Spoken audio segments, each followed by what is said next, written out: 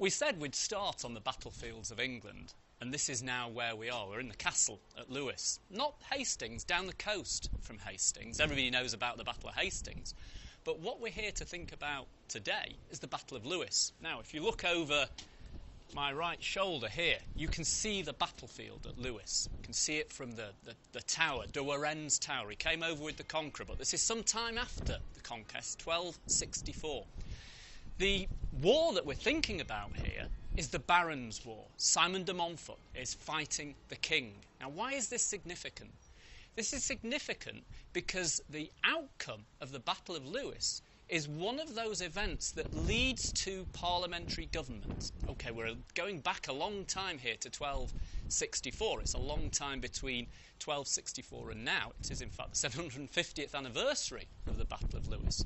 But in order to understand where parliamentary government comes from, we have to go back to 1264 to find the origins of parliamentary government in a falling out between King Henry III and Simon de Montfort, the barons. Simon de Montfort won the Battle of Lewes, and as a consequence of winning the Battle of Lewes, he was able to impose a form of parliamentary government on the king.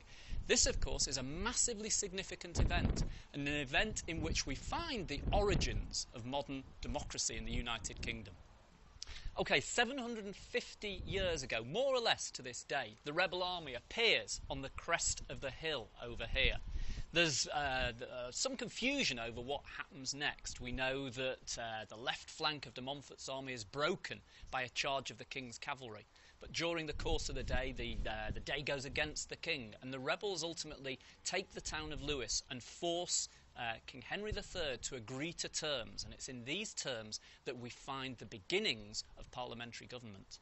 Okay, so we've retreated from the battlements. We're still at Lewes Castle. We're down in one of the rooms of the keep here. I think the point I want to make is this. We've been thinking about Magna Carta, we've been thinking about the Battle of Lewes. Now, these events are important, but they're really fallings out between the king and his barons, important landowners, people of power. What about the common men and women of these islands? Well, they have to wait a much longer period for looking at how the country is governed. And it's this story that we want to pick up on a little bit later on.